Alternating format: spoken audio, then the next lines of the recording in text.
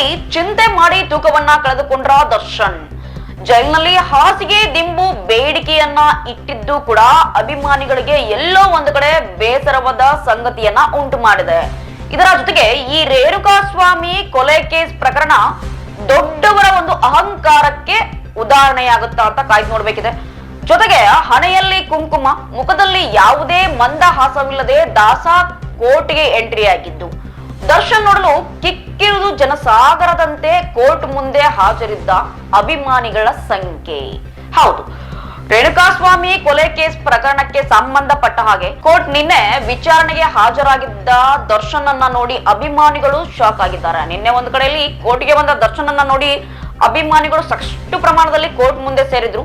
ಜೊತೆಗೆ ದಾಸನ ಮುಖದಲ್ಲಿ ಯಾವುದೇ ಮಂದಹಾಸವಿರಲಿಲ್ಲ. ಜೊತೆಗೆ ಎಲ್ಲೋ ಒಂದು ಕಡೆ ದರ್ಶನ್ ತಮ್ಮ ತೂಕವನ್ನ ಕಳೆದುಕೊಂಡಿದ್ರ. ಯಾಕಂದ್ರೆ ಫಿಟ್ನೆಸ್ ಅನ್ನ ಮೇಂಟೈನ್ ಮಾಡ್ತಿರೋರು, ಜೊತೆಗೆ ಸಾಕಷ್ಟು ಒಂದು ಆಹಾರ ಪದ್ಧತಿಯಲ್ಲಿ ನಿರತರಾಗಿರುವ ದರ್ಶನ್ ಅವರು ಜೈಲಿನಲ್ಲಿ ಸತತವಾಗಿ ತಮ್ಮ ಜೀವನವನ್ನ ಸಾಗಿಸ್ತಿದ್ದನ್ನ ನೋಡಿ ಒಮ್ಮೆಗೆ ಅವರು ಕೋರ್ಟಿಗೆ ಬಂದಾಕ್ಷಣ ಅಭಿಮಾನಿಗಳ ಒಂದು ಮುಖದಲ್ಲಿ ಏನಾಗಿತ್ತು ಅಂತಂದ್ರೆ ಬೇಸರದ ಒಂದು ಸಂಗತಿ ವ್ಯಕ್ತವಾಗಿತ್ತು ಅಂತ ನೋಡ್ಬೋದು ನಾವು ಈ ದೃಶ್ಯಾವಳಿಗಳಲ್ಲಿ.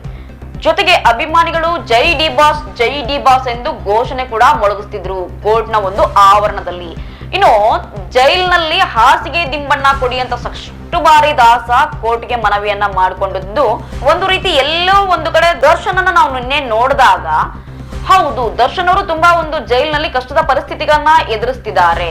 ಜೊತೆಗೆ ಸಾಕಷ್ಟು ಟೈಮ್ ಅವರು ಬೇಡ್ಕೊಂಡಿದ್ರು, ನನಗೆ ಜೈಲಿನಲ್ಲಿ ಏನಾಗ್ತಿಲ್ಲ ಅಂತಂದ್ರೆ ಹಾಸಿಗೆ ದಿಂಬಿನ ವ್ಯವಸ್ಥೆ ಸರಿಯಾಗಿಲ್ಲ. ಅದು ಎಲ್ಲೋ ಒಂದ್ ಕಡೆ ನಿನ್ನೆ ಅದಾದ ಬಳಿಕ ದರ್ಶನ್ ಅನ್ನ ನೋಡಿದಾಗ ಎಲ್ಲೋ ಒಂದು ಅಭಿಮಾನಿಗಳಲ್ಲಿ ಬೇಸರದ ಸಂಗತಿಯನ್ನ ಉಂಟು ಮಾಡಿತು. ಅಭಿಮಾನಿಗಳಲ್ಲಿ ಸಿಕ್ಕಾಪಟ್ಟೆ ಬೇಸರ ಅಂತೂ ನಿನ್ನೆ ಇತ್ತು. ಯಾಕಂದ್ರೆ ದಾಸನ ಪರಿಸ್ಥಿತಿಯೇ ಆ ರೀತಿ ಇತ್ತು. ಇನ್ನು ಈ ಕೇಸ್ ದೊಡ್ಡವರ ಒಂದು ಅಹಂಕಾರಕ್ಕೆ ಎಲ್ಲೋ ಒಂದ್ ಕಡೆ ಉದಾಹರಣೆ ಆಗತ್ತಾ?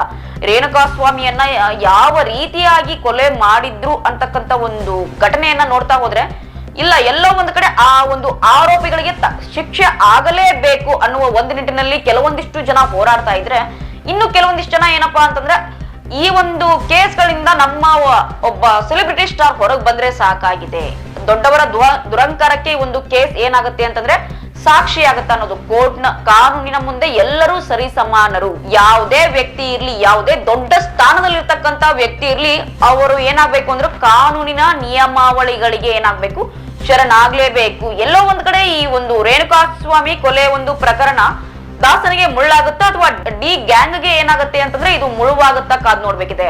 ಇನ್ನು ದರ್ಶನ್ ಜೈಲಿಗೆ ಬರಬೇಕಾದ್ರೆ ಹಣೆಯಲ್ಲಿ ಕುಂಕುಮವನ್ನ ಇಟ್ಕೊಂಡ್ ಬಂದಿದ್ರು. ಜೊತೆಗೆ ಮುಖದಲ್ಲಿ ದರ್ಶನ್ಗಿದ್ದ ಚಾರ್ಮ್ ಏನಾಗಿತ್ತು ಅಂತಂದ್ರೆ ಕಳೆಗುಂದಿದೆ ಅಂತಕ್ಕಂಥ ಮಾತುಗಳು ಕೇಳಿ ಬರ್ತಿವೆ. ನಿನ್ನೆ ಈ ದೃಶ್ಯಾವಳಿಗಳಲ್ಲಿ ನಾವು ನೋಡ್ತಾ ಇರಬಹುದು, ದರ್ಶನ್ ಅವರ ಮುಖದಲ್ಲಿ ಏನಾಗಿತ್ತು ಅಂತಂದ್ರೆ ಯಾವುದೇ ಮಂದಹಾಸವಿರ್ಲಿಲ್ಲ. ಜೊತೆಗೆ ಹಣೆಯಲ್ಲಿ ಕುಂಕುಮ ಇತ್ತು.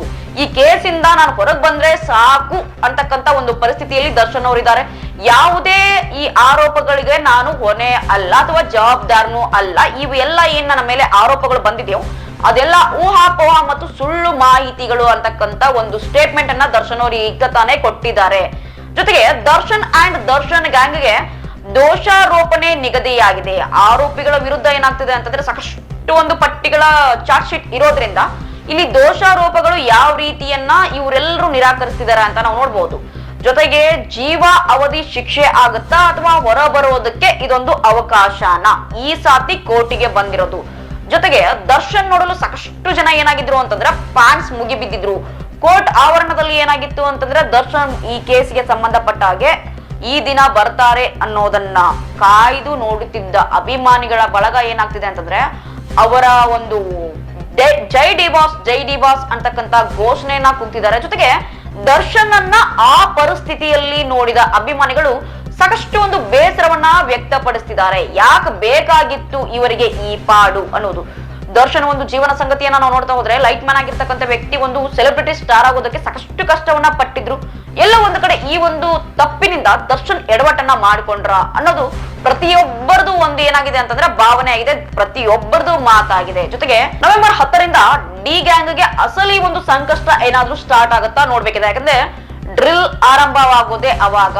ಈ ಒಂದು ಆರೋಪಗಳು ಎಷ್ಟರ ಮಟ್ಟಿಗೆ ಸರಿ, ಎಷ್ಟರ ಮಟ್ಟಿಗೆ ಸುಳ್ಳು, ರೇಣುಕಾಸ್ವಾಮಿ ಹತ್ಯೆ ಪ್ರಕರಣದಲ್ಲಿ ಯಾರ ಕೈವಾಡ ಎಷ್ಟೆಷ್ಟಿದೆ ಅನ್ನೋದು ನವೆಂಬರ್ 10ರಿಂದ ಏನಾಗುತ್ತೆ ಅಂದ್ರೆ ಸ್ಟಾರ್ಟ್ ಆಗ್ತಾ ಹೋಗುತ್ತೆ. ಅವಾಗ ನಾವೇನ್ ಮಾಡ್ಬೋದು ಅಂತಂದ್ರೆ ದಾಸನಿಗೆ ಜೀವ ಅವಧಿನ ಅಥವಾ ಹೊರ ಬರೋದಕ್ಕೆ ಇದು ಮುಖ್ಯವಾದ ಅವಕಾಶನ ಅಂತ ಕಾಯ್ದು ನೋಡ್ಬೇಕಿದೆ. ನಮ್ಮ ವಿಜಯವಾಹಿನಿ ನ್ಯೂಸ್ ಚಾನೆಲ್ನಲ್ಲಿ ಪ್ರಮೋಷನ್, ಜಾಹೀರಾತು, ಅಡ್ವರ್ಟೈಸ್ಮೆಂಟ್ ನೀಡಲು ಸಂಪರ್ಕಿಸಿ 9535808456.